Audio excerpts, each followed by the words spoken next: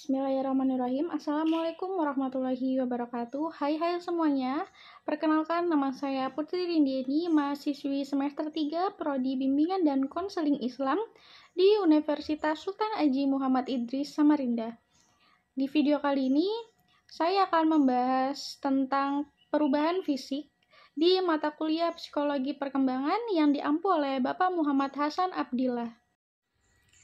Nah, baik, sebelum kita masuk ke materinya, di sini ada poin-poin yang akan kita bahas nantinya, yaitu ada 3 poin. Yang pertama, perkembangan otak, dan yang kedua ada perkembangan tubuh, dan ketiga adalah keterampilan motorik. Nah, masuk ke poin pertama, yaitu ada perkembangan otak. Pengertian dulu.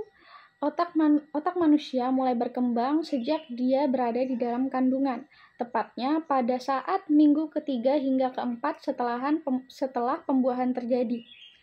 Otak adalah mesin penggerak segala fungsi dan aktivitas tubuh manusia, kecerdasan, kreativitas, emosi, ingatan, dan gerak menjadi sekian dari banyak hal yang diatur oleh otak.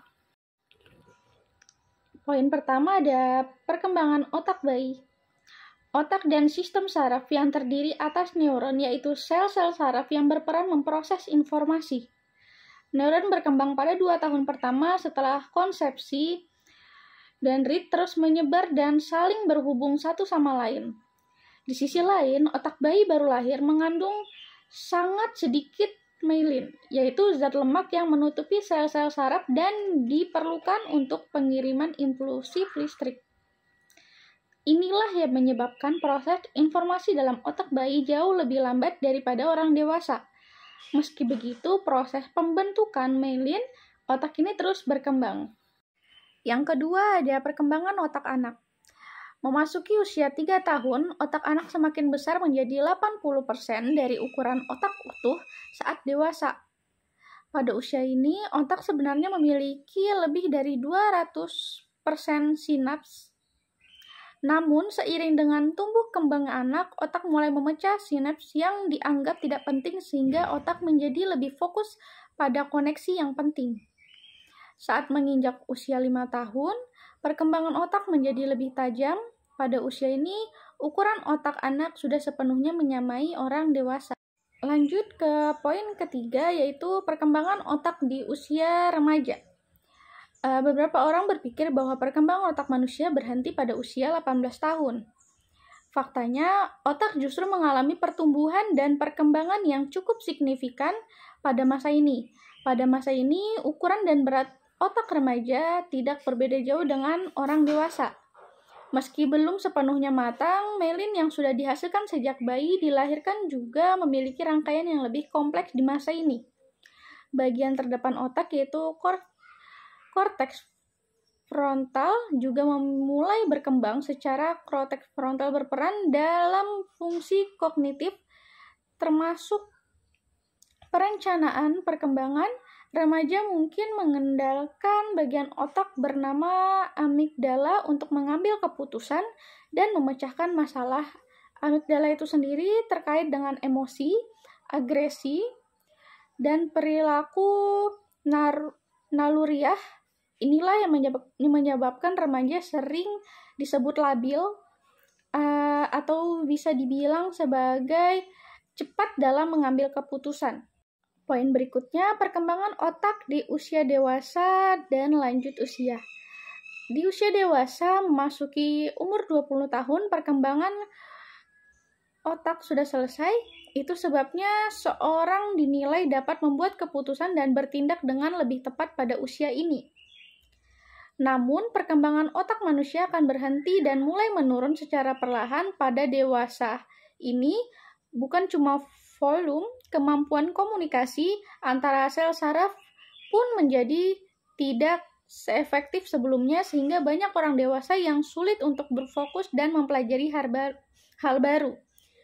Di usia lanjut, saat memasuki usia 50 tahun ke atas, ingatan mulai menjadi lebih pendek dan Anda jadi cepat lebih lupa.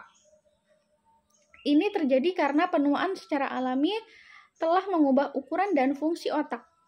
Berkurangnya kemampuan otak disebabkan oleh kematian sel-sel saraf dan sinapsis, otak menjadi menyusut, dan resiko berbagai penyakit terkait otak akan terus meningkat.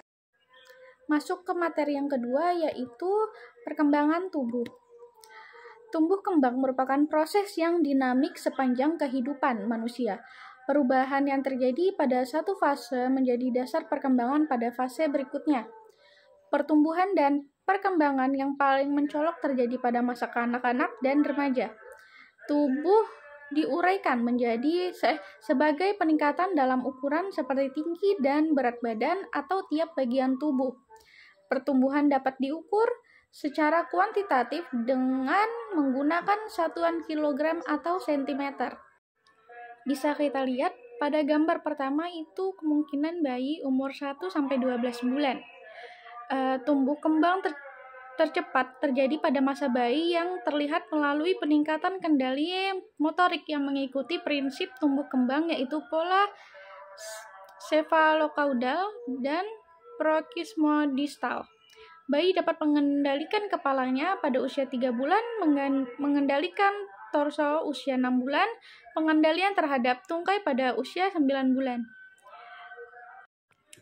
Pada usia 1-3 tahun, keseimbangan tubuh sudah mulai berkembang, terutama dalam berjalan, yang sangat diperlukan untuk menguatkan rasa otonomi untuk mengendalikan kemauan sendiri. Tumbuh kembang yang paling nyata pada tahap ini adalah kemampuan untuk mengeksplor dan memanipulasi lingkungan tanpa bergantung pada orang lain.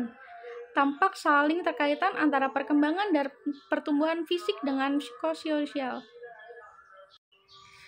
Pada masa usia ini, pada usia 0-12 bulan atau 1-12 bulan, perkembangan kognitif ditunjukkan melalui rasa ingin tahu tentang diri mereka sendiri. Kebiasaan dan rutinitas menimbulkan rasa aman bagi anak. Kemampuan berbahasa juga menjadi lebih baik dan mulai mengerti konsep waktu dan merespon jika disuruh menunggu. Anak mulai mengerti baik dan buruk dan mencoba untuk mematuhi orang tua untuk mendapatkan persetujuan dan menghindari dari hukuman. Baik, segitu saja presentasi saya di video kali ini. Semoga bermanfaat untuk kalian semua dan juga untuk saya. Saya akhiri presentasi saya. Wassalamualaikum warahmatullahi wabarakatuh. See you next video. Bye-bye.